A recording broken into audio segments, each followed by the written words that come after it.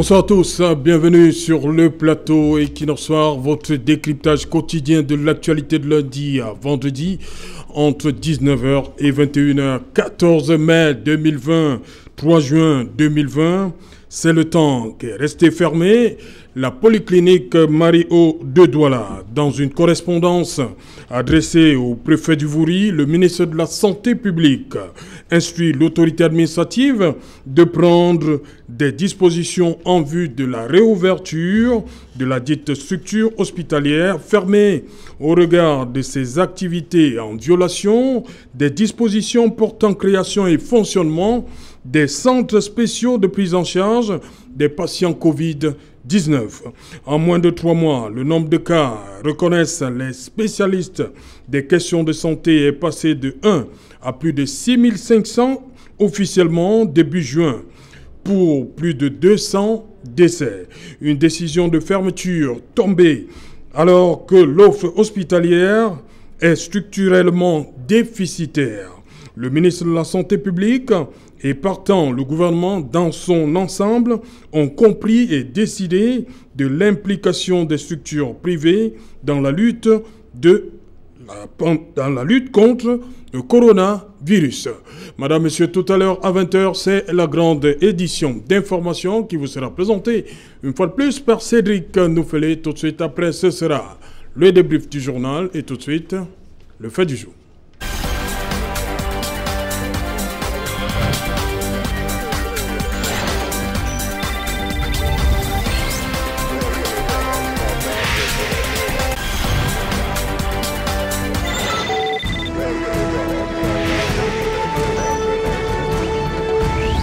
Contre le coronavirus, l'expertise des structures privées sollicitées. Pour en parler, je suis en plateau ce soir avec Patrick Rifoué. Bonsoir docteur, bienvenue. Bonsoir Serge Alain, bonsoir à Jean-Robert et bonsoir aux téléspectateurs de Equinox Soir. Vous êtes enseignant de communication à l'université de Douala, c'est bien cela? Absolument. Voilà, ce soir vous êtes là pour défendre les couleurs de votre parti. RDPC. Voilà. En face de vous, Jean-Robert Wafo. Bonsoir. Bonsoir Cédric. Bonsoir à tous les téléspectateurs. Je dis bonsoir Serge Alain. Bonsoir à tous les téléspectateurs. Ça fait que ça fait longtemps que je ne suis pas quand même arrivé ici. Oui. Bonsoir à tous les téléspectateurs de la superbe émission Droit de réponse. Bonsoir. Equinox Soir. C'est pas toi la réponse. Ah bon, voilà, je suis tellement perdu. Bon, voilà. Voilà, bienvenue à vous, Jean-Robert Wafo, Social Democratic Front, membre du Shadow Cabinet. Tout à fait. Il n'y a pas de remaniement chez vous? Ça fait un bon bout que vous êtes ministre de la Com. Non, mais c'est le cabinet de l'ombre. Et puis, bon, voilà. Il n'y a pas de mouvement là-bas? Non, mais pour le moment, il n'y a pas de mouvement, ce qui suppose que, bien évidemment, le Shadow Cabinet se porte très bien. Okay. Voilà. Et puis, nous ne sommes pas en pleine république où nous avons des comptes à rendre à l'ensemble des citoyens. Le SDF est une association privée, quoique exerçant dans le public. Bon, mais voilà. Donc, les nominations au niveau du Shadow Cabinet sont discrétionnaires. Voilà. Je reste avec vous, Jean-Robert Wafo. Après la fermeture de la polyclinique Marie-O, on était le 14 mai dernier, le député Jean-Michel Nithieu, Social Democratic Front, député Vouri Est, a décidé de monter au créneau. Voilà, il a fait une sortie demandant la réouverture de cette polyclinique. Il a énoncé un certain nombre d'arguments, l'offre hospitalière qui était insuffisante, et il trouvait que la décision, on ne pouvait même pas l'expliquer. Donc aujourd'hui, ça sonne, alors que le même ministre a demandé de la réouverture. Comment ça sonne chez vous? C'est une victoire? Non, mais écoutez, c'est évident que l'histoire nous a donné raison, que les faits nous ont donné raison. Le député Jean-Michel Nithieu, qui a pris des valeurs, n'est-ce pas, de justice, d'égalité et de liberté, a porté haut, n'est-ce pas, la voix du SDF pour dénoncer cette injustice criade, cette histoire, cette espèce de deux poids, deux mesures qui étaient appliquées, n'est-ce pas, en matière de lutte contre le coronavirus, notamment en ce qui concerne les formations hospitalières privées. Oui. Parce que, voyez-vous, je me souviens que quand il a fait cette sortie, bon, il y a des gens qui sont montés au créneau, qui disaient n'importe quoi, qui disaient des choses qui n'avaient rien à voir, n'est-ce pas, avec les motifs officiels de la fermeture. Pourtant, le motif était là, c'était quoi? C'était que c'était un centre agréé de Covid-19. Il a fait une enquête pour d'abord démonter, n'est-ce pas, le tweet du ministre, parce qu'avant l'arrêté de fermeture, le ministre d'abord s'est lancé dans un tweet où il accusait le fait il dénonçait le fait qu'il y a une facture de 6 500 000 $. Bon, après, bon, l'enquête du député Nietzsche a montré qu'en fait le ministre s'était trompé. Il s'est trompé parce que effectivement le montant qui était mentionné dans son tweet ne concernait pas le patient atteint du coronavirus. Oui. Que ça concernait plutôt un autre patient. Ça, c'est la première chose. Et la deuxième chose, le député Nietzsche, toujours dans son enquête, a pu relever, n'est-ce pas, que contrairement à ce que le ministre avait fait savoir dans son tweet, que le promoteur de cette polyclinique n'avait pas daigné répondre, n'est-ce pas, à un certain nombre de préoccupations. Dans son enquête, le député a montré clairement que c'était faux, que ce n'était pas le cas. Il a pu, avec des preuves, avec des dates à l'appui, démontrer que le promoteur de cette polyclinique a reçu une délégation, donc une mission de la délégation régionale de la santé pour le littoral, conduite par le docteur Eyoum, c'était le 13. Il avait montré également, toujours dans son enquête, que le promoteur de cette polyclinique a reçu, n'est-ce pas, une mission de l'Ordre national des médecins le même 13. Voilà, et il a été surpris en tant que député de la nation de constater que pendant que les enquêtes se mènent, que le jour même où 2 missions sont reçues par le promoteur, que c'est ce jour-là que le ministre choisit pour fermer cette polyclinique. Et poursuivant, n'est-ce pas, son enquête, parce que il a fait une enquête remarquable en 2 phases, il s'est également rendu compte qu'il y avait une espèce de deux poids, deux mesures. Oui. Que pendant que le ministre fermait en date du 13, n'est-ce pas, mai, la polyclinique Marie-O, que le même ministre, en date du 5 mai, oui, avait écrit à une clinique à Yaoundé, que je ne vais pas citer ici, parce que bon, la fête a terminé, ou alors si vous voulez, oui. Je cite. Oui, allez-y. La clinique avait écrit, le ministre de la Santé avait écrit au promoteur de la clinique Le Jourdain à Yaoundé, pour le féliciter de ce que cette clinique prenait en charge les patients atteints du Covid-19, tout en précisant dans sa correspondance adressée à ce promoteur qui lui viendra en charge financièrement. Donc, c'était clair que en réalité, les motifs étaient autres que ce qui était officiel. Parce que le ministre continue en disant dans sa note, dans son arrêté portant ouverture, que cette polyclinique a été fermée en violation des dispositions créant des dispositions de fonctionnement, créant les centres agréés de prise en charge du coronavirus.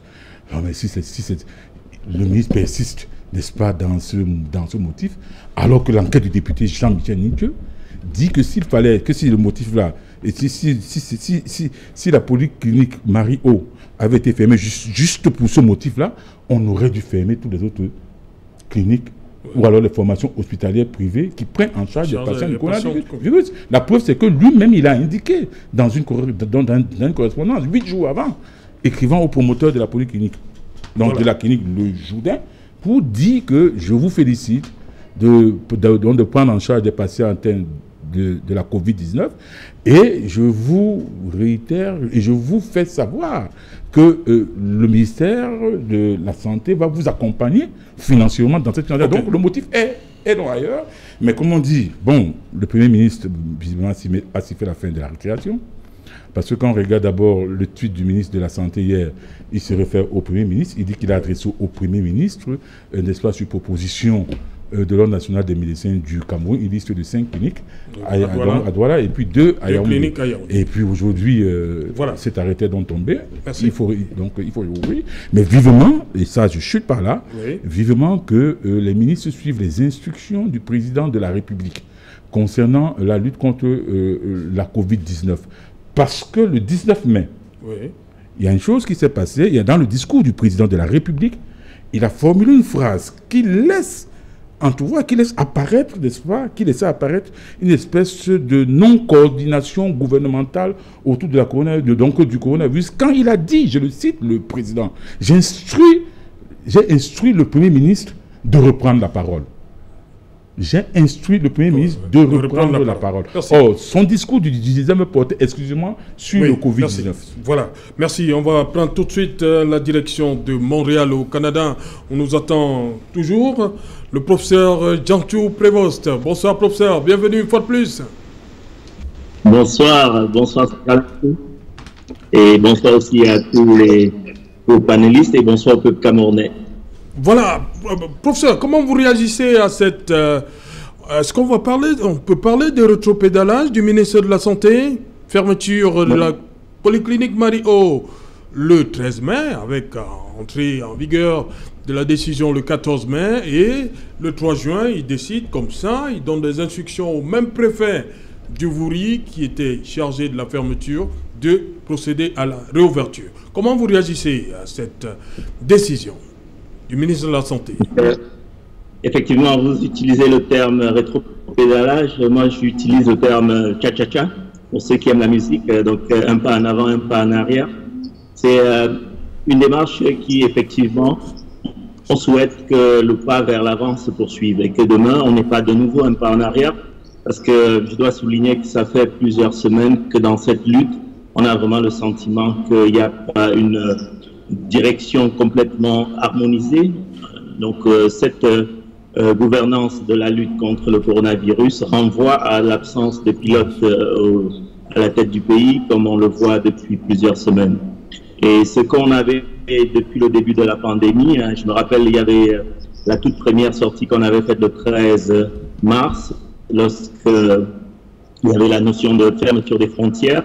Et à ce moment-là, le message était de dire qu'il faut vraiment fermer rapidement les frontières parce que l'arrivée des premiers cas sur le territoire est un élément qu'on peut maîtriser. Et si on arrive à mettre en place un système pour déjà maîtriser ce point, ça serait une avancée.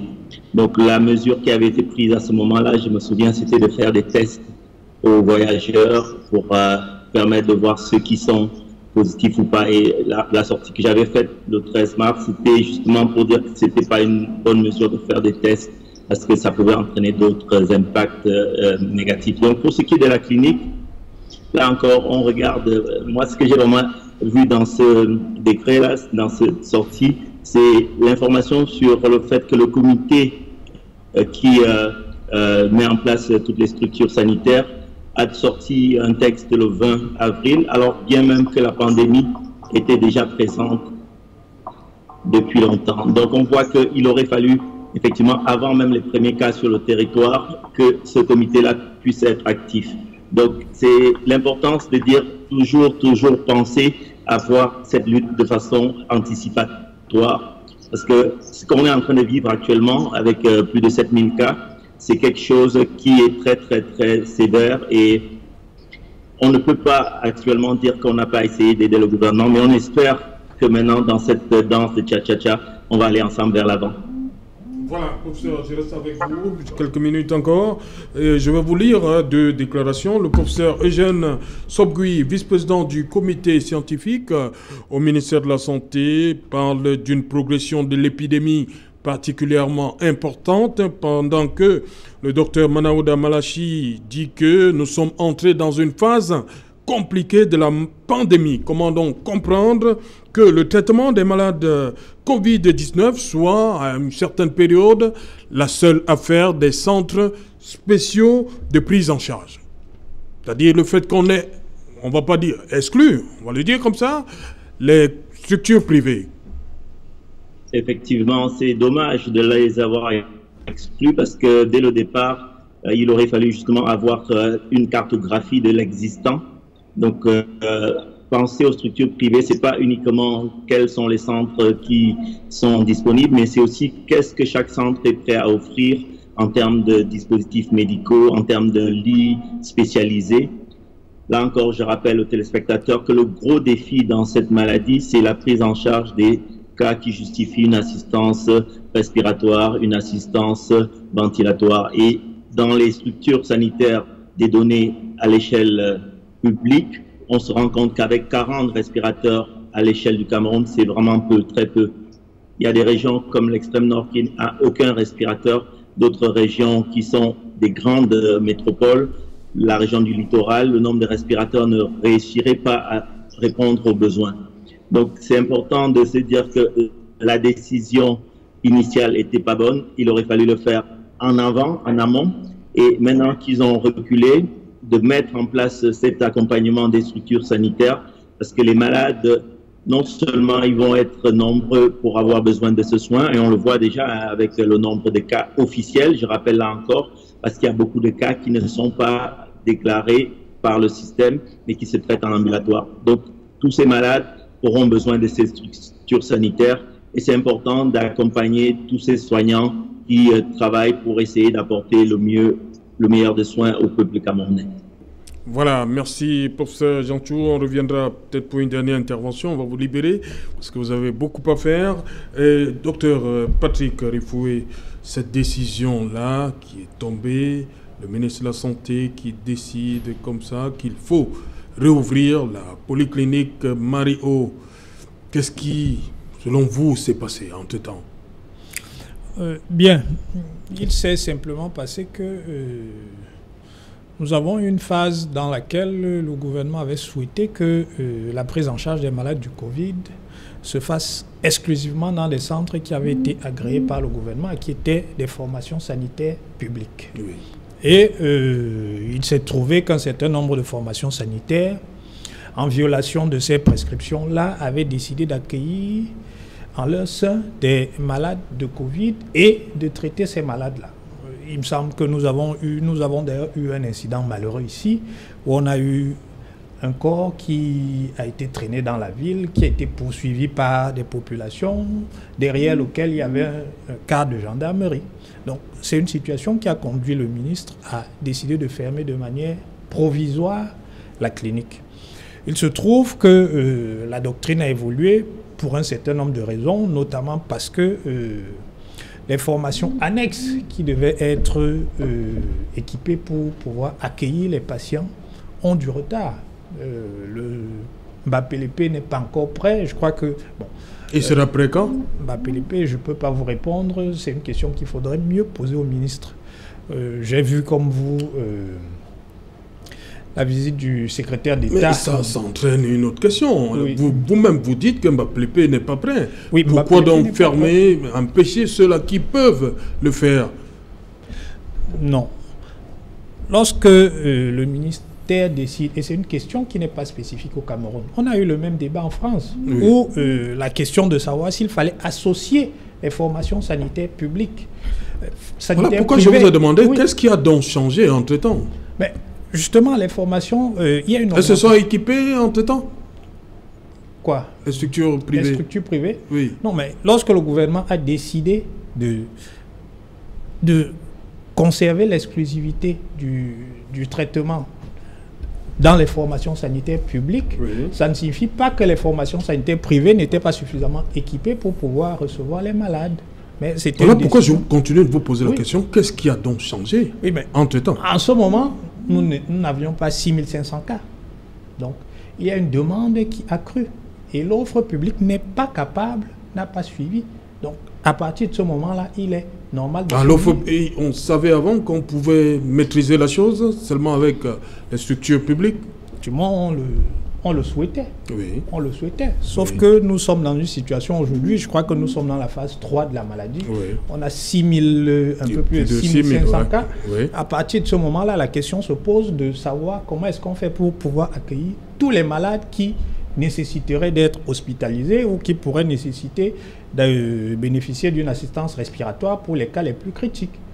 Et je crois que le ministre, sous proposition de l'ordre des médecins, parce que c'est une proposition de l'ordre des médecins, a décidé d'agréer 7 formations sanitaires, 5 dans la ville de Douala et 2 dans la ville de Douala. Il me semble que dans la ville de Yaoundé, il me semble que c'est cohérent avec la situation sanitaire à laquelle nous faisons face, qui nécessite des capacités accrues. Ok. On va donc prendre rapidement la direction de Yaoundé où nous attend John Nyobé. Bonsoir John. Bonsoir. Voilà, John Nyobé, je rappelle que vous êtes député suppléant PCRN dans le département du Nyong-Ekele, c'est bien cela, et aussi membre du directoire PCRN. John Nyobé, dites-moi, cette décision du ministre de la Santé publique d'associer, on va le dire comme ça, dans la lutte contre le coronavirus, des structures privées, comment vous l'accueillez? Voilà, on va revenir à John Nyobé, cette décision. Oui. Voilà, vous avez dit on a 5 structures à Douala. La même question, je vous la pose. Qu'est-ce qui aura donc changé? Ce qui a changé. Est-ce que ces structures se sont... Dis-nous, on veut comprendre. Non, mais ce qui a changé, c'est... Est-ce qu'avant, il n'y avait pas le plateau technique nécessaire pour le traitement? Qu'est-ce qui aura changé? On a pris une décision parce qu'il fallait prendre, parce que... Non, mais ce qui a changé, c'est quoi? C'est que le ministre n'attendait pas cette réaction, n'est-ce pas, du député Jean-Michel Nithieu, qui a joué son rôle, le rôle constitutionnellement dévolu aux députés, à savoir le contrôle de l'action gouvernementale. C'est ce qui a fondamentalement changé. Parce que si le député Jean-Michel Nithieu s'était tu, on n'en parlerait plus. On ne parlerait pas de la polyclinique Marie-O. Si Equinox Télévision et Radio s'était tu, on n'en parlerait pas. C'est de ça qu'il est question. Donc le SDF, soucieux, n'est-ce pas, des valeurs de justice, de liberté, a porté ce combat. A dénoncé cette injustice avec vigueur. Et le député de la Nation a joué son rôle. Parce que, voyez-vous, ça coïncide également avec la session de juin qui est donc annoncée. Vous savez qu'à chaque session, il y a les questions orales aux membres du gouvernement. Et ça, je peux vous faire une confidence ici. Oui. C'est la bataille du SDF à travers l'honorable Jean-Michel Nithieu allait se déporter là-bas à l'Assemblée nationale. C'est-à-dire que le ministre allait être mis sur le gris. Bon, c'est vrai, à la décharge du ministre, on peut quand même reconnaître son humilité. Ah oui, ah oui, ça, il faut le reconnaître. Il s'est trompé, c'est un fait. Les motifs qu'il a invoqués n'étaient pas justes. La preuve, c'est quoi? C'est que avant de fermer le 13, 8 jours avant, il avait écrit à la polyclinique, donc à la clinique Le Jourdain, pour les féliciter, alors que la clinique Le Jourdain n'était pas un centre agréé de Covid, tout en promettant un appui financier. Bon, le député a porté, n'est-ce pas, ce combat pour le compte du SDF, et évidemment, il fallait qu'il recule. Et il y a également quelque chose qui a changé. Ce qui a également changé, c'est la prise en main de ce dossier par le Premier ministre. Oui, il faut le dire. Regardez les tweets du ministre. Le tweet d'hier du ministre de la Santé. Oui. Qu'est-ce qu'il dit? Vous pouvez lire. Il dit, j'ai proposé au Premier ministre, sur quoi non, il dit ceci, il y a ça étant, en tant que centre spécialisé Covid-19, vient de recevoir son premier patient pour une capacité totale aménagée de 350 lits. Aussi, je viens de soumettre au Premier ministre, sur proposition du président de l'Ordre national des médecins du Cameroun, la possibilité pour 5 cliniques à Douala et 2 à Yaoundé de traiter le Covid-19. Je viens de soumettre au Premier ministre. Oui. Quand il fermait, il n'a pas consulté le Premier ministre, il n'a pas fait cas du Premier ministre. Maintenant, l'affaire est portée en public, le débat s'intensifie, le SDF par la voix de l'honorable Jean-Michel Nithieu prend les choses en main, le président de la République fait un recadrage relativement à la coordination gouvernementale, et là, ça commence à porter ses fruits. La preuve, c'est que Vous dites que quelque part, il y a l'humilité du ministre de la Santé dans ce geste. Vraiment, je me dois, je ne vais pas faire dans l'acharnement. Ce n'est pas dans mes habitudes politiques de faire dans l'acharnement, de faire dans la critique systématique. Il s'est ravisé. Il n'y a rien à faire. Mais vous avez posé la question, qu'est-ce qui a changé? Quand on fermait, on n'avait pas consulté l'Ordre national des médecins. Entre le 13 et le 3 juin, il y a eu beaucoup de morts. Mais bien sûr, c'est ça le drame. C'est la raison, un des plans, c'est-à-dire le plaidoyer, un des plans du plaidoyer du SDF à travers l'honorable Jean-Michel Nithieu, c'était quoi?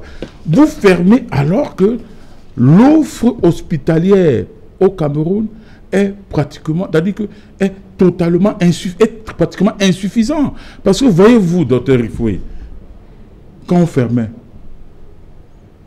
un médecin pour 10 000 habitants, ça c'est le Cameroun. 9 infirmières pour 10 000 habitants. Ça c'est le Cameroun. 17 lits pour 10 000 habitants. Ça c'est le Cameroun.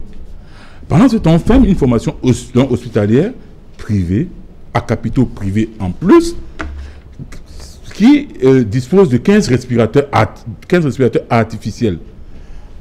Près de 100 employés se sont retrouvés en chômage. Heureusement, c'est un chômage partiel, puisqu'ils vont reprendre. Et on ne s'est même pas soucié des malades qui y étaient. La preuve, c'est quoi? C'est que le soir de la fermeture, un malade à qui on a débranché le respirateur artificiel, quand on l'a transféré à la Quintini, à l'hôpital de la Quintini, il est mort faute de respirateur artificiel. Qui va ramener ce mort? Donc je pense qu'on est ministre de la République. On est en responsabilité. Et parce qu'on est en responsabilité, on doit avoir régulièrement à l'esprit qu'on va rendre compte. On doit régulièrement avoir à l'esprit que tout acte qu'on posera sera jugé. Et malheureusement pour le ministre Manaouda, il a attaqué un domaine. Et puis quand je parle donc du Premier ministre, c'est bien parce que pour prendre une décision pareille, cette décision de la fermeture de la polyclinique Marie-O n'implique pas seulement un seul ministère. C'est vrai qu'ils exercent dans la santé. Mais il y a également le ministère de l'Emploi, parce que c'est des gens qui vont en chômage. C'est des gens qui vont en chômage. Donc, les deux ministères devaient normalement s'asseoir. Et puisqu'ils ne peuvent pas signer un arrêté conjoint qui s'adresse au Premier ministre qui est en charge de la coordination gouvernementale. C'est comme ça que ça aurait dû se passer. Bon, il est revenu sur sa décision. Et nous espérons que ça ne se reproduira plus et que le Premier ministre prendra véritablement la coordination gouvernementale de la COVID-19. Merci Jean-Robert Wafo. Voilà, on va repartir donc à Yaoundé où nous attend John Nyobé. John, bienvenue une fois de plus. La réouverture de la polyclinique Marie-O, on va dire que c'était une nécessité au regard de ce qu'on voit depuis, on va pas dire depuis la fermeture, mais on sait quand même que les chiffres s'inquiètent depuis un certain temps par rapport au Covid-19. Oui, bonsoir Serge, bonsoir tout le monde. On a envie de se poser une question tout de suite lorsque on voit ce tango à travers les décisions du ministre de la Santé, la fermeture et quelque temps après, la réouverture de la clinique Marie-O. On a envie de se poser la question de savoir pourquoi ce tango. Vous savez, le temps n'est pas une dimension morte. Ça fait déjà quelques mois que nous sommes dans cette pandémie mondiale qui frappe de plein fouet le Cameroun. Et on remarque que notre pays, c'est ce pays qui est passé mettre dans l'art de l'impossible. Vous savez, quand on a touché le fond, il n'y a plus rien en bas. Et c'est au Cameroun qu'on nous demande que quelqu'un peut prendre la pioche pour creuser et aller plus en profondeur. C'est catastrophique. Nous, au PCRN, on a demandé qu'on puisse décentraliser le diagnostic, décentraliser les tests biologiques, mais on se rend compte que nous ne sommes pas écoutés. Et aujourd'hui, nous sommes dans un pis-aller. Revenons-en dans la réouverture de cette clinique. On a comme une tradition au Cameroun de penser que les cliniques privées ou bien les structures privées, c'est du business. J'ai l'impression que l'État est resté un peu timoré par rapport à cette problématique. Mais il n'en demeure pas moins qu'il était question de former les cliniques privées pour pouvoir s'attendre, parce qu'on n'a pas suffisamment lu la météo.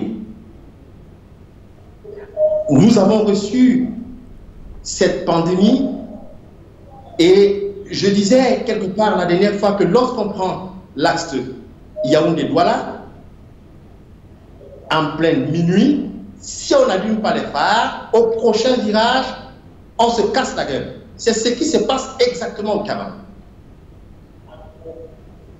Il n'y a pas la planification. Le discours de la stratégie n'existe pas. Le pauvre ministre de la Santé, il se bat.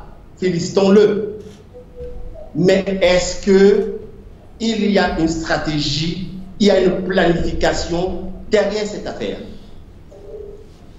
Marie-O vient juste être cette face visible de l'iceberg.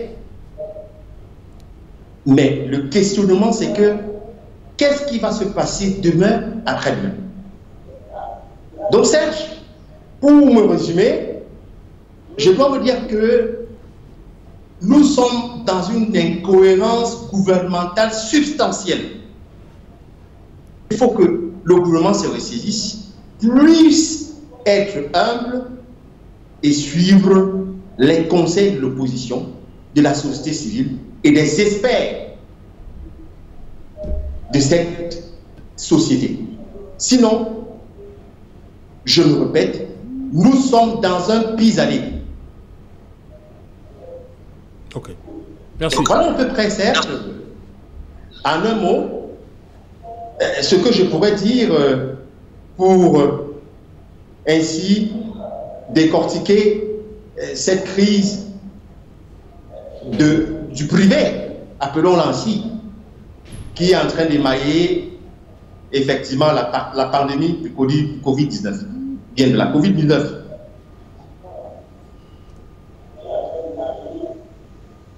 Ok, voilà, Patrick Rifoué, justement, John Nyobé dit que le gouvernement n'écoute personne. On a vu par rapport à la reprise des classes pour cette polyclinique. Marie-O aidait quand même au traitement des patients. On décide de la fermeture. Est-ce qu'on n'a pas mesuré les conséquences entre, comme je le disais à Jean-Robert Wafo tout à l'heure, entre le 13 mai et le 3 juin, il y a eu beaucoup de décès. C'est pas pour dire que... Mais est-ce que... À un moment, il faut, comme dit John Nyobé, écouter l'opposition, écouter la société civile. On a comme l'impression que ce n'est pas trop ça, souvent. Ben, comme vous dites, c'est un simple sentiment. Et souvent, les impressions ne sont pas vérifiées. Oui. Dans le cas qui nous concerne, c'est-à-dire celui du Covid-19, commençons par sa propre association. Oui.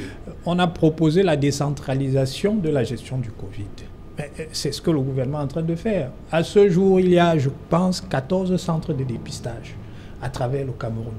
On a tous vu que les collectivités territoriales sont très impliquées dans cette lutte-là. Je ne sais pas s'il y a une autre forme de décentralisation qu'ils souhaitent. Première chose. Deuxième chose, la décision d'agrément des cliniques privées. Oui. Il me semble que le ministre a indiqué qu'elle a été faite sous la demande de l'ordre des médecins. Mais j'ai posé la question C'est la simple. preuve. Pourquoi, quand on fermait, pourquoi on n'a pas demandé C'est la preuve. l'ordre? J'y viens. Voilà. C'est bien la preuve que le gouvernement est de manière constante à l'écoute des corps sociaux qui s'expriment. Oui. Et il est sensible à leurs demandes. Maintenant, Jean-Robert Wafo demande pourquoi est-ce qu'au moment de la fermeture, on n'a pas écouté l'ordre des médecins. Oui. Mais il faudrait qu'il sache que l'ordre des médecins n'a pas compétence pour ce qui est de la fermeture pour ce qui est de l'ouverture et donc pour ce qui est de la fermeture des structures sanitaires. Et pourquoi le ministre, avant de fermer, a écrit à l'Ordre national des médecins? Oui, laissez-moi terminer. Pour que l'Ordre national des médecins mène une enquête. Laissez-moi terminer. Si Ça n'avait rien à voir avec... Ça n'avait rien à voir avec... Vous les saisissez pourquoi quand la décision est déjà prise de fermer? Mais l'Ordre national des médecins... Ne cherchez pas à justifier l'injustifiable. L'Ordre national des médecins est compétent pour agréer les médecins, pas les formations sanitaires. Pourquoi le ministre a saisi l'Ordre national des médecins dans le cadre... Il y a eu des plaintes à l'endroit du promoteur de la clinique, qui est le docteur Ngoula. Donc, s'il y a eu une demande au niveau de l'ordre, c'était pour enquêter sur ce praticien. Ça n'a rien à voir avec les décisions qui peuvent être prises. À l'avance. Le ministre est parfaitement dans son droit de fermer. Voilà la preuve, c'est qu'on ouvre. Mais c'était une fermeture. Et tout ce manque à gagner. C'était une fermeture provisoire. Notre compatriote qui est donc décédé. C'est un décès malheureux. Nous le regrettons tous. Qui paiera? Nous regrettons tous ce décès. Vous allez le faire revenir? Non. Mambingo, Monsieur Mambingo, vous allez le faire revenir? Non, il ne faut pas défendre l'indéfendable. Parce qu'à faute de vouloir justifier l'injustifiable, on finit par défendre l'indéfendable. Il faut faire attention. Le ministre s'est ravisé. Et j'ai dit, il est humble. Ça, il faut lui tirer ce coup de chapeau. Il n'est pas têtu, il n'est pas téméraire. Parce qu'il y a certains ministres là, quand ils prennent la décision, c'est clair qu'ils ne reviennent plus. Donc, je ne vais pas les citer, eux, ils se reconnaîtront. Oui, on va permettre à ne remuez plus le couteau dans la plaie. Personne ne remue le couteau dans la plaie. Ne justifiez pas l'injustifiable. Le ministre a reconnu son erreur. Il a reconnu son erreur.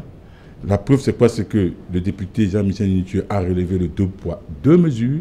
Le Premier ministre, le président de la République a instruit le Premier ministre de reprendre la parole en ce qui concerne la Covid-19. Le Premier ministre a justement repris la parole. On a constaté avec le tweet du ministre de la Santé hier, il dit qu'il a soumis au Premier ministre. Et bien après, et aujourd'hui, moins de 24 heures après, la décision de réouverture a été prise. Donc c'est clair, il n'y a pas meilleur moyen de dire qu'on s'est trompé. Oui. Voilà, docteur Rifoué. Oui. Je pense que quand nous venons sur un plateau comme ça, c'est pour éclairer l'opinion. Oui, justement. Il faut rappeler les principes. L'Ordre national des médecins n'est pas compétent pour connaître des procédures d'ouverture et donc de fermeture des formations sanitaires. Personne ne l'a dit. Voilà. Donc, le ministre n'était donc pas en devoir de requérir l'avis de l'Ordre national pour fermer cette clinique. Vous devez l'admettre. Mais pourtant, il l'a fait parce qu'il voulait voir clair officiellement. Il l'a fait. Effectivement. Il l'a fait. Il y a eu une mission de l'Ordre national des médecins du Cameroun qui est descendu là-bas le 13. Malheureusement, le même 13 a été fermé. On n'a pas attendu que le rapport d'enquête... S'il vous plaît, lorsque vous vous exprimez, je vous laisse vous exprimer. Donc, oui, allez-y. Permettez à Patrick Rifoué de m'écouter. Mais c'est vous qui êtes en train de souffrir à votre propre conscience. Voilà. L'Ordre national des médecins n'avait absolument pas à connaître de la fermeture de cette clinique. Vous pensez? Bien sûr, l'Ordre national des médecins est compétent pour l'agrément des médecins. Vous trouvez qu'un ministre de la République peut se lever un matin et dire que je ferme une clinique? Il va se lever un matin pour dire, mais il y a ces corps sociaux là, pourquoi? À quoi servent ces Monsieur Jean-Robert Wafo. Ces corps intermédiaires. Monsieur Jean-Robert Wafo. À quoi ils servent? Monsieur Jean-Robert Wafo. Non, nous ne sommes plus à l'époque du parti. Monsieur Jean-Robert Wafo. Allez-y, Patrick Rifoué. Monsieur Jean-Robert Wafo. Voilà. Lorsque le ministre agrée une formation sanitaire, il ne demande pas l'autorisation de l'Ordre national des médecins. Vous le savez au moins. Quand le ministre ne fait pas? Agrée une formation sanitaire, autorise l'ouverture et la création. Parce qu'il faut autoriser d'abord la formation à être créée, ensuite il faut l'autoriser à ouvrir. Qu'est-ce que vous en savez? Mais les textes le disent. Allez lire le texte sur l'exercice de la profession médicale dans ce pays. Il dit, Jean-Robert Wafo, tu ouvres une clinique, on ne consulte pas l'Ordre national des médecins pour savoir si... Non, je le reprécise encore, monsieur. Le dossier que vous déposez ne comporte aucune pièce requérant l'aval de l'Ordre national des médecins. Vous l'ignorez peut-être, je vous l'apprends donc. Je suis désolé, c'est vous qui ignorez totalement ce qui se passe. Ce n'est pas pour rien que l'Ordre national des médecins a été créé. C'est un peu comme le Conseil de l'Ordre. Oui. C'est le Conseil de l'Ordre qui valide, n'est-ce pas, qui valide les concours pour devenir avocat. C'est eux qui organisent les concours. Je vous dis. Donc vous ne pouvez pas le dire. Je reprécise encore, ne confondez pas. Je reprécise encore, ne confondez pas l'agrément à l'exercice de la profession de médecin et celui pour l'ouverture des formations sanitaires. Vous faites une confusion qui est une confusion et l'Ordre national des médecins à son mot. Voilà. Voilà. Oui, rapidement. Et pour poursuivre, j'ai l'impression que comme toutes les victoires, celle-ci va être revendiquée par le SDF qui attribue la réouverture à l'action, je dirais, énergique et à l'enquête qui aurait été menée par Jean-Michel Nithieu. C'est un fait. Je ne savais pas que ce député était un enquêteur chevronné. Peut-être qu'il a pris ses cours chez l'inspecteur Colombo. Mais à ce que je sache, nous avons eu 4000 malades en plus en un mois. Oui. C'était suffisant pour qu'on passe d'une situation où il y avait une exclusivité du traitement des malades de Covid-19 dans les formations sanitaires publiques à une ouverture vers les formations sanitaires privées. D'autre part, depuis le 17 mars, c'est bien le Premier ministre qui est aux commandes. La plupart des décisions qui sont prises sont annoncées lors de points presse qui sont faits par le Premier ministre ou des communiqués qui sont produits par le secrétaire général des services du Premier ministre. Donc, je n'ai pas l'impression qu'il y ait eu une cacophonie ou que le ministre ait pris des décisions sur ce qui concerne le Covid. Vous êtes dans le monde merveilleux. Sans avoir l'aval du Premier ministre. Okay. Maintenant, oui, docteur Ifoué, oui. Pour ce qui est de l'ouverture de la fermeture des formations sanitaires, là encore, le ministre de la Santé n'est absolument pas tenu de requérir l'aval du Premier ministre. Il s'agit de prérogatives propres du ministère de la Santé publique. Voilà. Donc il n'y a pas de coordination gouvernementale en la matière. Je vous en prie, Jean-Robert Wafo. C'est incroyable. Je vous en prie, Jean-Robert Wafo. Professeur Diantou, il y a ce tweet du ministre de la Santé. Il dit qu'il vient de soumettre au Premier ministre et sur proposition du président de l'Ordre national des médecins du Cameroun la possibilité pour 5 cliniques à Douala et 2 à Yaoundé pour accompagner, on va le dire comme ça, les centres spéciaux dans le traitement. Est-ce que même avec ces 7 cliniques, cette formation privée, les chiffres que nous avons, on parle de plus de 6500 en 3 mois. Est-ce que vous pensez que ça peut faire l'affaire? Parce que vous avez dans des écrits dit qu'il y a eu négligence et une gestion calamiteuse, absence de rigueur, de maladresse dans la gestion du Covid-19 au Cameroun. Oui, c'est là. Si au Canada, on regarde cette lutte au Cameroun, beaucoup d'erreurs et de tristesse et beaucoup de in English, you can say disappointment, because what the government has done since the beginning of the crisis is something very, very painful because of all the lack of organization. Excuse me to speak in English, Serge Alain, but I think that our government is just showing what they have done from the beginning, the lack of hurt on board. Cette lutte, vraiment, on voit le regard que nous avons ici au Canada, c'est presque un crime, la façon dont elle a été gérée. On voit les erreurs qui ont été faites monumentales. On voit, quand j'entends le représentant du RDPC dire que c'est parce qu'il y a eu plus de cas qu'on commence à solliciter les cliniques. Mais bon sang, on est dans une période de guerre. Cette lutte, on l'a vu venir dès le début. Il faut s'organiser. C'est pas au milieu de la guerre, dans les tranchées, qu'on commence à faire des plans de bataille. On savait qu'elle allait être assez abondante, que les dégâts allaient être énormes dans un pays où les structures sanitaires sont très, très faibles, très médiocres, et où l'accès à l'eau, rien que l'eau potable, est très, très limite. Et toutes ces mesures, on aurait dû l'anticiper. Et ici, on regarde ça avec un œil vraiment très douloureux parce que nos dirigeants ont failli. Et lorsqu'ils ont failli, ils continuent à s'enfoncer, à essayer de d'enrober les choses, à faire de la distraction. Hier, je voyais sur votre plateau le représentant du RDPC, un autre qui essayait de faire la distraction quand on parlait des choses sérieuses. On avait l'enseignant, j'oublie le nom, mais qui parlait de la possibilité qu'actuellement, il n'y a pas un président qui gouverne, et lui, il essaie de distraire, d'amener les gens ailleurs, de parler de Camto alors qu'on parlait de choses réelles. Donc lorsqu'on est face à une crise comme ça, il faut vraiment un dirigeant, un gouvernant. Donc l'État camerounais doit à un moment donné s'asseoir et dire qu'est-ce qui ne va pas, à quel moment donné on a eu cette faillite, et est-ce qu'il est encore temps pour appeler à la table toutes les forces vives. Et quand je dis toutes les forces vives, c'est dans plusieurs domaines.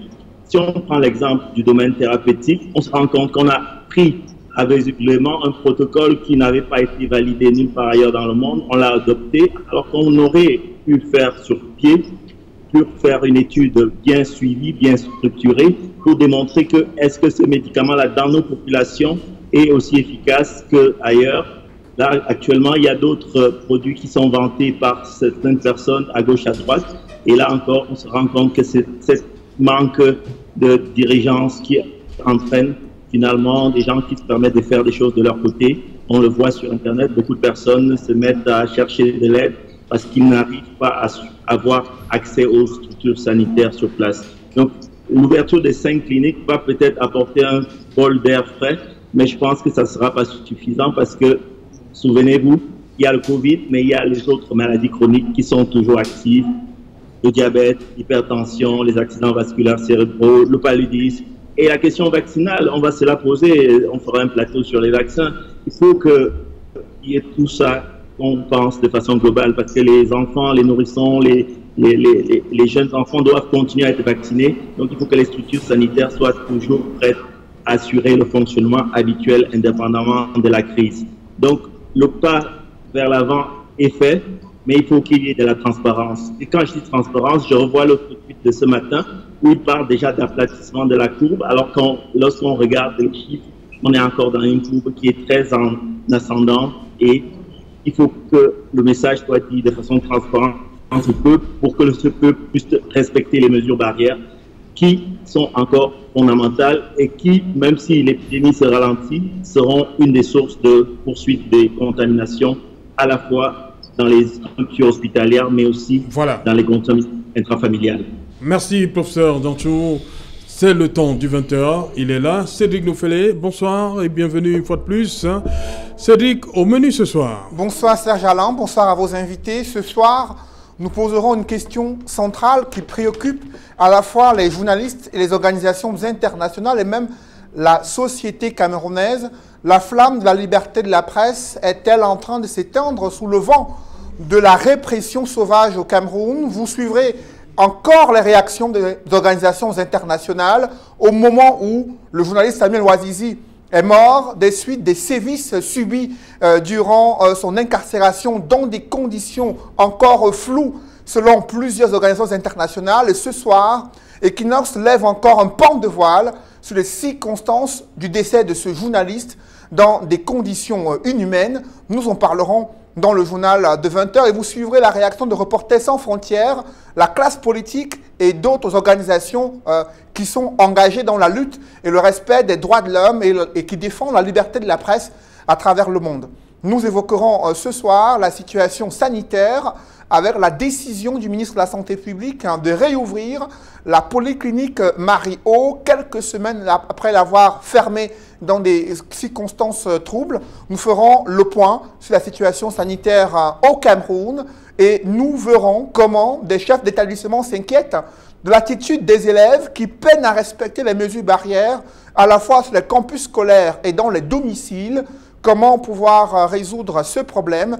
Élément des réponses à suivre dans le journal de 20h. Et nous reviendrons sur l'ordonnance signée par le président de la République, une ordonnance qui permet d'avoir une loi des finances rectificative pour l'année 2020. Le Cameroun revoit à la baisse son budget de l'ordre d'environ 11% et des réorientations qui ont été faites par le chef de l'État.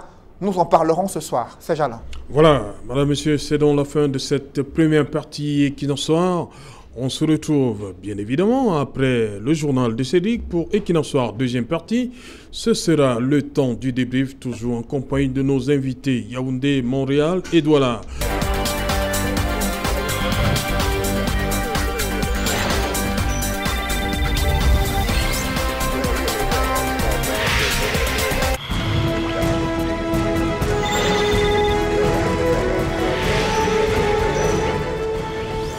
Retour sur le plateau Equinox Soir, nous sommes toujours en compagnie du docteur Patrick Rifoué du Rassemblement démocratique du peuple camerounais et en face de lui, Jean-Robert Wafo du Social Democratic Front. Jean-Robert Wafo, Samuel Ouazizi.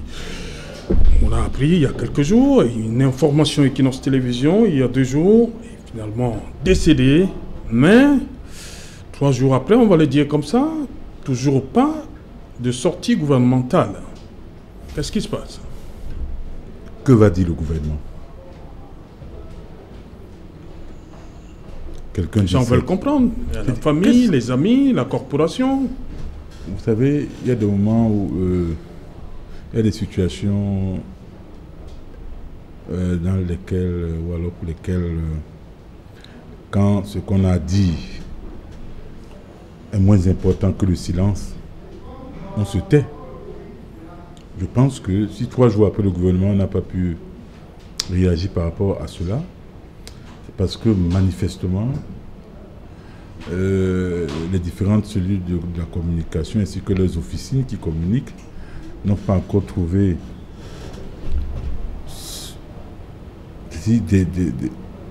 qu'ils peuvent dire aux populations pour expliquer l'inexplicable. Quand j'appelle, quel que soit ce qu'ils vont dire, ils ne parviendront pas, n'est-ce pas, à expliquer cette horreur. C'est pas possible. Vous prenez un journaliste, vous l'interpellez, juste parce qu'il est en train de faire son travail. Le journaliste, le plus beau métier du monde en passant. Vous allez l'exploiter. En l'exploitant, vous le torturez. Et quand la patate devient très chaude, vous le transférez. Et il décède. Premier coup. Autre chose, il décède en août 2019. Vous cachez l'information. En tout temps, la famille ne peut pas avoir accès à lui. Ses avocats ne peuvent pas avoir accès à lui. Et c'est Equinox qui vient dire. Là, c'est là 3 jours. Qu'en fait, en réalité, il est décédé. Qu'est-ce qu'ils vont trouver comme mot? Même la plus grande officine de communication du monde ne pourra pas trouver les mots juste qu'il faut. C'est de ça qu'il est question, c'est horrible. C'est horrible, c'est quand même incroyable. Mais, et ça pose le problème de la dépénalisation des délits de presse. Comme l'honorable Joshua aussi l'a si bien dit. Pourquoi est-on obligé souvent de torturer des journalistes pour des simples délits? Pourquoi? Quand le journaliste va faire son travail de recoupement d'informations, pourquoi vous le torturez? A-t-il commis un crime? Si l'accès à l'information était normal, c'est-à-dire si le gouvernement était proactif en matière d'information, d'accès à l'information, on n'en serait pratiquement pas là. Je parle de tous les journalistes qui ont subi des tortures. Mais je dis c'est cruel, c'est inhumain, c'est horrible. Et il faudrait bien que les auteurs de cette barbarie insoutenable, inouïe, qui a conduit à la mort de ce journaliste, il faudrait qu'ils payent. Il faudrait que ces gens payent. Et ça pose également le problème du recrutement dans ce corps sensible. Je vais parler de nos forces de défense et de sécurité. Y a-t-il des enquêtes de moralité quand on procède au recrutement? Première chose. Est-ce qu'il y a des séminaires qu'on organise régulièrement? Les séminaires de formation en matière de droits de l'homme qu'on organise régulièrement? Si c'est le cas, quelle est donc la véritable mission? Parce qu'il va falloir qu'on le dise aux Camerounais. Quelle est la véritable mission qui est assignée à nos forces de défense et de sécurité par le haut commandement militaire quand il se déploie du côté des 2 régions du nord-ouest et du sud-ouest? il faudrait bien qu'on communique aux Camerounais. Parce que ce qui s'est passé là. Mais M. Ouazizi était témoin de quoi? Il était témoin gênant de quoi? Il était témoin gênant de quoi? Dites-nous, qu'ils nous disent. Qu'est-ce qu'il avait à cacher? Qui avait intérêt à ce qu'il décède? Je pense, pour ma part, que la justice militaire doit se saisir de cette affaire. L'enquête doit être menée. Les coupables doivent être sévèrement sanctionnés. Qu'on ne s'arrête pas seulement là. Parce que moi, j'ai toujours dit une chose. Hein. Je suis contre la peine de mort. Parce que mes valeurs sociales démocrates, ainsi que mes convictions judéo-chrétiennes, m'imposent, n'est-ce pas, de ne pas être pour la peine de mort. Mais à un moment donné, les gens réussissent l'exploit. Que je questionne mes convictions. Quel sort doit-on réserver, par exemple, à ceux qui ont commis cet acte odieux, horrible? C'est d'une violence inouïe qui a conduit à cette mort. Quel sort faut-il réserver à ces gens-là? Si ce n'est qu'il faut faire pareil. Non, c'est insoutenable. Ok. Donc, SDF par ma voix adresse donc les condoléances à la famille si durement éprouvée. Et je peux même dire doublement éprouvée. Doublement éprouvée parce que d'abord, ils ont mis pratiquement un an, donc depuis août, ils ne savaient pas où se trouvait leur fils. Deuxième fois, donc avant-hier, ils ont une fois de plus été éprouvés d'apprendre, heureusement par Equinox, qu'il n'y avait plus d'espoir, que leur fils est décédé. Voilà. Docteur que son âme repose en paix. Docteur Rufoué, je vous pose la même question. Ce silence, comment l'interprétez-vous? Silence du gouvernement, bien sûr. C'est toujours difficile de perdre un proche. Et je commencerai par m'incliner devant sa mémoire et présenter au nom du RDPC nos condoléances à la famille qui a été durement éprouvée. Je le suis d'autant et je suis d'autant plus sensible à cette disparition que je suis enseignant de communication et certains de mes étudiants exercent dans la profession de journaliste, d'autres ont vocation à exercer dans cette profession. Donc, je ne leur souhaite pas de disparaître dans l'exercice de leur profession. Une fois que j'ai dit ça, j'aurais beaucoup plus de réserve que Jean-Robert Ouafo quant aux problèmes qui sont posés à la suite de cette disparition et aux conclusions hâtives que je l'ai entendu tirer. Est-ce que ce décès pose la question de la dépénalisation des délits de presse? Je ne serai pas du même avis que lui. Parce que nous ne savons déjà pas pour quelles raisons il a été appréhendé. Est-ce qu'il a été appréhendé parce qu'il était journaliste et parce qu'il exerçait sa profession de journaliste? Est-ce qu'il a été appréhendé pour d'autres raisons? Ça, nous ne le savons pas. Il faut donc laisser l'enquête qui va probablement s'ouvrir, aller à son terme, à la suite de quoi on pourra se prononcer. Est-ce que cela pose la question de la formation des membres de nos forces de défense et de sécurité? Je serai encore réservé sur ce point parce que nous ne savons absolument pas dans quelles circonstances ce compatriote a trouvé la mort. Donc, j'invite les uns et les autres à beaucoup de prudence sur cette question. Nous ne savons absolument pas nous ne connaissons absolument pas les circonstances dans lesquelles il a trouvé la mort. Donc, il est trop tôt pour incriminer qui que ce soit. Ça pose alors quel problème? Le gouvernement est certainement en train de rassembler le maximum d'informations et il ne tardera pas à communiquer sur cette question, mais il faut, en la matière, se garder de toute communication hâtive qui pourrait se révéler contre-productive. Donc ça ne pose aucun problème. Vous venez de faire dans la rhétorique aérienne et superficielle et je retiens que ça ne pose aucun problème. Pour le moment, il faut attendre d'en savoir davantage. Nous ne pouvons pas nous hâter à tirer des conclusions comme vous essayez de le faire. Depuis 2016, on a attendu. 2019. Donc 2019, on a attendu. On n'a rien dit. Equinox rend public la nouvelle. Ça fait 3 jours, on n'a rien dit. Et vous trouvez que ça ne pose pas problème? tout est normal. Le Cameroun avance, le Cameroun circule. Il n'y a eu aucun problème. Non. Le décès d'un citoyen est toujours quelque chose de regrettable. Je sais. Mais vous ne pouvez pas en profiter pour poser des questions qui ne se posent pas. Cette disparition est déjà assez... J'ai pris 3 hypothèses. J'ai donné 3 hypothèses. Les hypothèses, ce sont des conjectures. Elles ne reposent... Vous les avez balayées en touche. Mais vos conjectures ne reposent sur rien. Merci. C'est la même chose que vous aviez dit de Gabo. Que ça ne reposait sur rien. Mais ce sont des conjectures, elles ne reposent, désolé, sur rien. Jusqu'à ce que la dernière communication gouvernementale sur Gabo vient dire... Merci. Merci, Dr Ifoué. Vous allez céder momentanément votre siège à Ferdinand Dindine. Voilà, sur cette affaire. Voilà, asseyez-vous, hein, c'est pas... Asseyez-vous, on peut...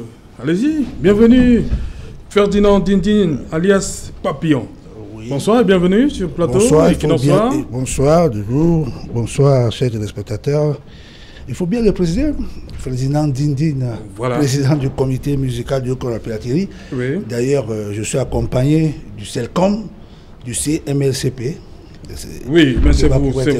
Non, c'est vous qui avez demandé le droit de parole. Écoutez, comme je l'ai toujours dit, le droit ne saurait être maladroit. Oui. C'est le CELCOM qui s'occupe de cet événement organisé par... Non, vous avez demandé à être reçu, vous, Ferdinand Dindine. 2 personnes ont parlé de ce problème sur ce plateau. Non. Je m'en fais à la loi, écoutez très bien. Vous avez demandé à être reçu, inversé le comité musical. Je n'ai pas demandé, j'ai demandé droit de réponse. Voilà, et on vous l'a accordé. Et qui m'avait accordé voilà pourquoi par rapport à un problème qui s'oppose. Oui, vous avez parlé sur ce plateau. C'est à la suite. Hein. Tout à fait. À la suite du communiqué de la famille Manu Dibango qui dit exactement ceci.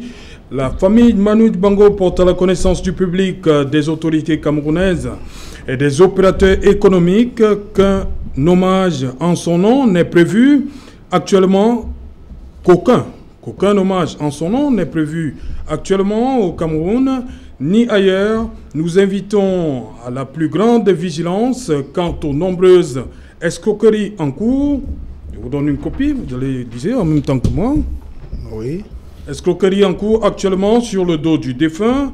Nous invitons notamment M. Papillon à retirer ce projet fallacieux qui ternit la mémoire de M. Dibango, la famille qui fait encore son deuil dans un contexte contraire difficile, informera ultérieurement les autorités, le public, les amis ainsi que les fans de Manu Dibango le moment venu de la date retenue pour lui rendre un vibrant hommage. Au nom de la famille, c'est Claire Diboa, manager de Manu Dibango. Voilà.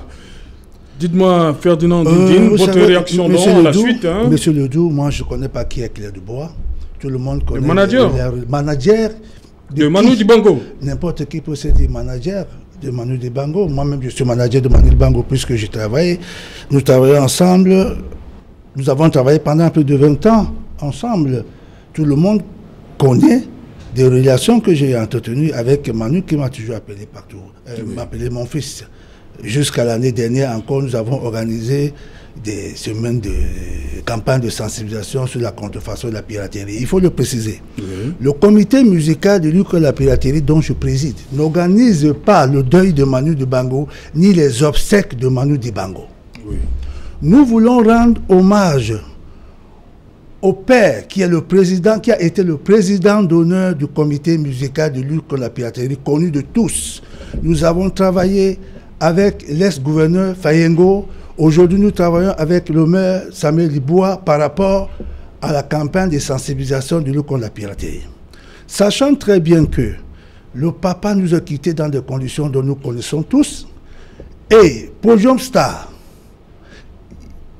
qui organise chaque année, nous sommes à la 5e édition, la fête de la musique, à l'occasion de la fête internationale de la musique, un événement.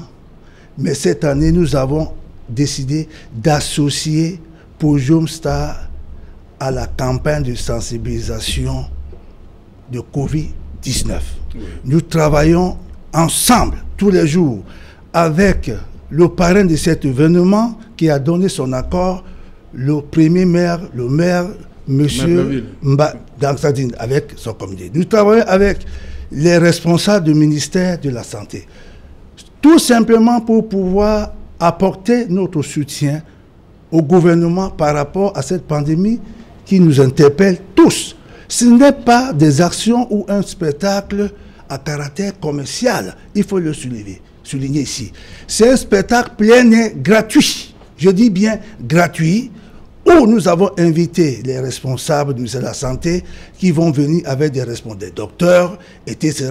Il va y avoir le dépistage, il va y avoir le respect des mesures de barrière, on va distribuer des masques, il va y avoir la distribution des gels, tout ça. Écoutez, comme je l'ai toujours dans mon jargon, nous sommes dans un pays, il faut que les gens respectent les uns et les autres. Nous nous respectons entre nous.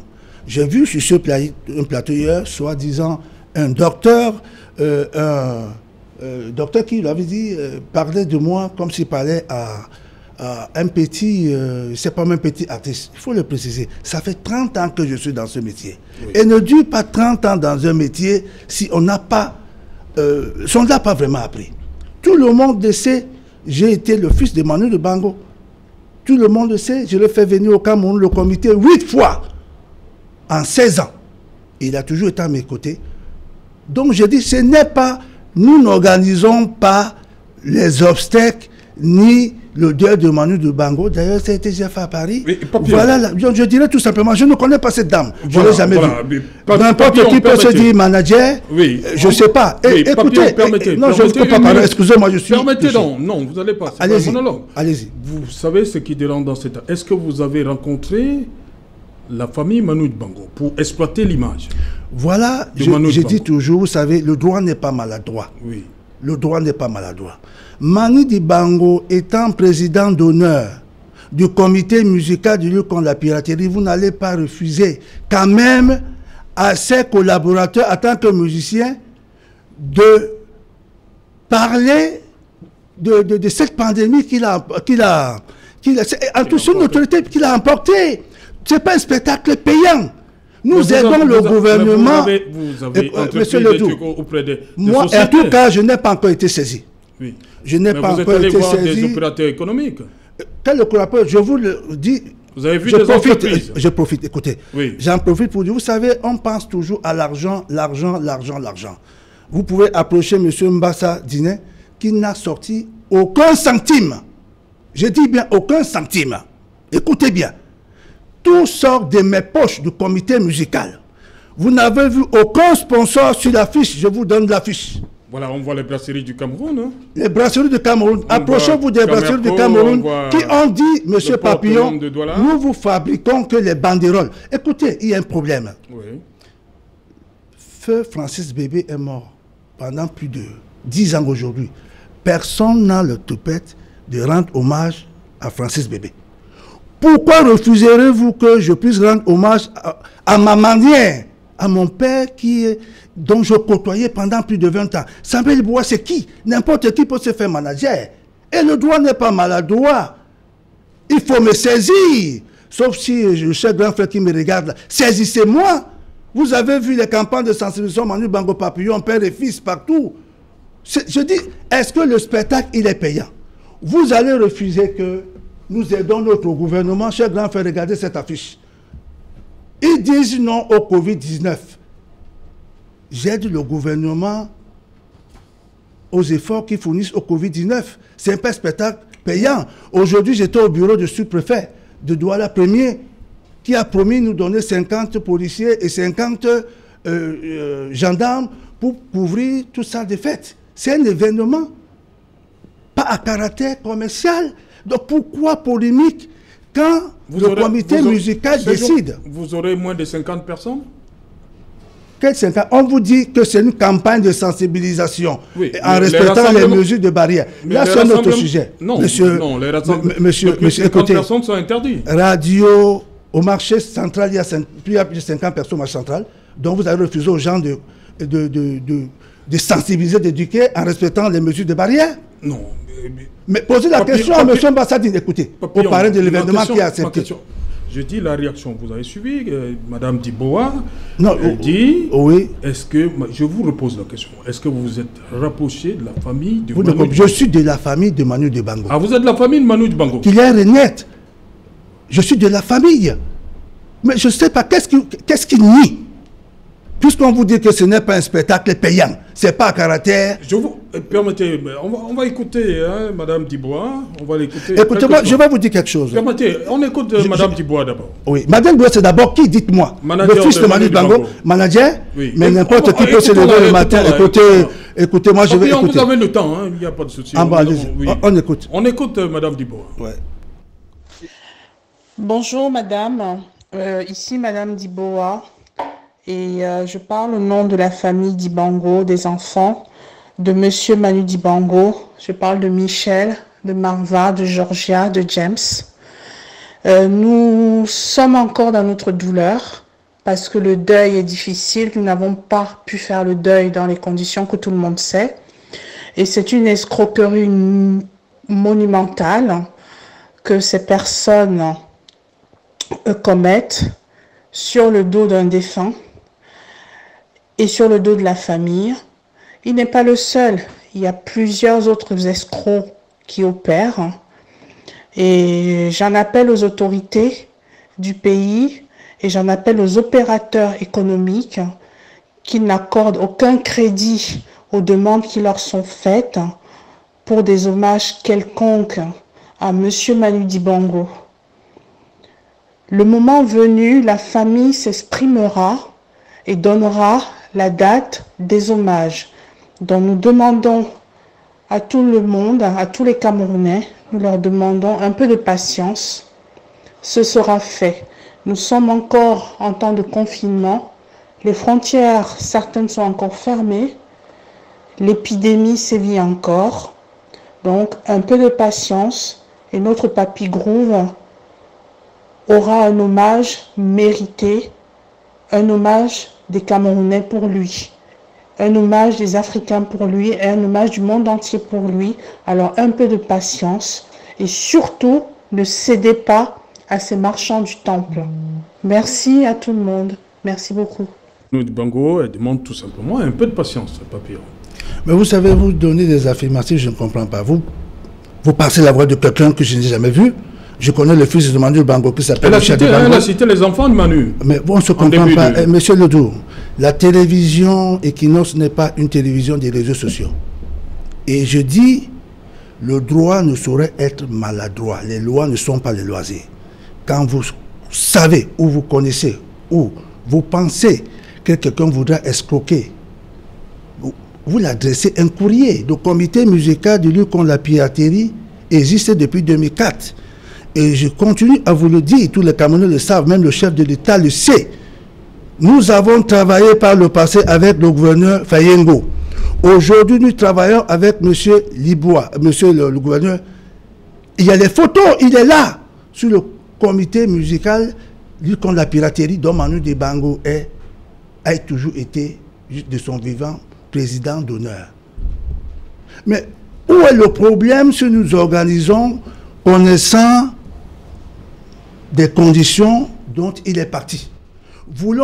Organisons un événement par rapport à son métier, la fête de la musique, pour communiquer, pour éduquer, sensibiliser aux populations par rapport à cette pandémie qui mine le monde entier. Oui.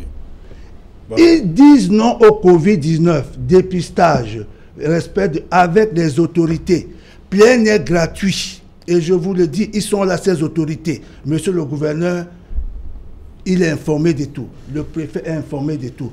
Mais la famille a un problème avec... Vous parlez la famille... Avec ce... Vous dites, vous avez écrit sur les affiches, hommage à Manu Dibango. C'est pas hommage ça le problème avec la famille. Manu Dibango, nous ne faisons pas le deuil de Manu Dibango. Pourquoi vous insistez? Pourquoi refuserez-vous que quelqu'un qui a travaillé, vous refuserez en même temps aux journalistes d'écrire sur Manu Dibango ou aux écrivains d'écrire sur Manu Dibango? Le droit n'est pas maladroit. Nous voulons sensibiliser nos populations par rapport à cette pandémie dont Manu a été la première victime. C'est un spectacle plein et gratuit. Nous voulons aider, il faut le dire ici, le chef de l'État, par rapport à ce combat. C'est une journée quand on va parler des artistes. Les gens vont venir. Okay. On va partager les masques. C'est plein et gratuit. Et ce qui va être rayé dans le réseau média plus en direct dans 5 chaînes de télévision, d'ailleurs même Equinox. Voilà, merci. Je ne comprends donc pas. Cette femme de bois, je souhaiterais. Je n'ai même pas vu sa face. Pendant 20 ans, j'ai travaillé avec Manou, excusez-moi le thème, qu'elle me saisisse officiellement. Voilà. Vous comprenez? Évitez ce... Voilà, on arrive au terme Non, monsieur Ledoux, écoutez. Pourquoi Francis Bébé est mort bientôt 10 ans? Personne n'a osé même parler de Francis Bébé. Pourquoi les gens s'y intéressent? Parce qu'on passe le gars de l'argent. Je dis, allez interviewer, demander à M. Mbassadine s'il a sorti 1 centime. Les banderoles, les spots, monter, descendre, venir ici, ça sort du comité musical du lieu contre la piraterie dont je préside. Non, il y a des brasseries aussi. Hein. Mais vous parlez que des brasseries, ils sont là, n'ont pas donné 1 centime, ils m'écoutent. Brasserie a pris sur eux de fabriquer que les banderoles. Même le podium, ils ne nous ont pas donné. Vous connaissez la mentalité des sociétés qui ne veulent plus soutenir la culture au Cameroun. Écoutez, vous savez, il faut encourager ceux qui font vivre la culture au Cameroun. Ok, merci. Lodou, tu m'as toujours... Tu m'as félicité plusieurs fois bien par sûr, rapport bien sûr, cette initiative. Mais comment donc les gens peuvent se lever le matin croire que... La famille ne semble pas être d'accord avec toi. La famille, écoutez, parenthèse, je ne suis pas saisi. Donc moi j'engage mon projet. Je ferai en sorte que nos populations soient éduquées, sensibilisées par rapport à ceux qui... Il n'y a que la mesure pour les rassemblements de plus de 50 personnes n'est pas encore levée. C'est un autre volet. Comment c'est un autre volet? Avec des autorités. Le Premier ministre a dicté des mesures. Les lois n'est pas maladroit, les lois ne sont pas des lois. Il ne faut pas aller du sujet qui nous réunit ici. Non, puisque vous voulez organiser un événement. Vous ne pouvez pas être juge et parti, monsieur. Non, vous voulez organiser un événement. Allez poser la question à ceux qui soutiennent le comité par rapport à cet événement. Allez poser la question aux amis, à ceux qui nous administrent. Merci beaucoup, Papi. Alors je dis tout simplement, je tire. Oui, rapidement le mot de la fin. Cette dame-là, il serait mieux de se rapprocher. Oui. Qu'elle vous saisisse, Claire Diboa? Je ne connais pas, nous ne sommes pas saisis. Ça, c'est le dilatoire. Et je l'ai toujours dit, il ne faut pas confondre le dilatoire à la dictée. Parce que la dictée a un sujet bien préparé. Oui. Le dilatoire, c'est le woro-woro, c'est ce que cette femme est en train de faire là. C'est le bavardage dans le vent du pied. Merci Papillon Motanguian d'être venu. Merci, c'est moi qui vous remercie. Voilà, merci beaucoup. Merci Jean-Robert Wafo. Voilà, merci également à vous Patrick Griffoué. Merci au professeur Jean Chou, prévost depuis Montréal au Canada. Merci également à John Nyobé, à Yaoundé. Madame, messieurs, nous sommes donc arrivés au terme de cette édition Equinox Soir. Bonsoir, Bamongoum.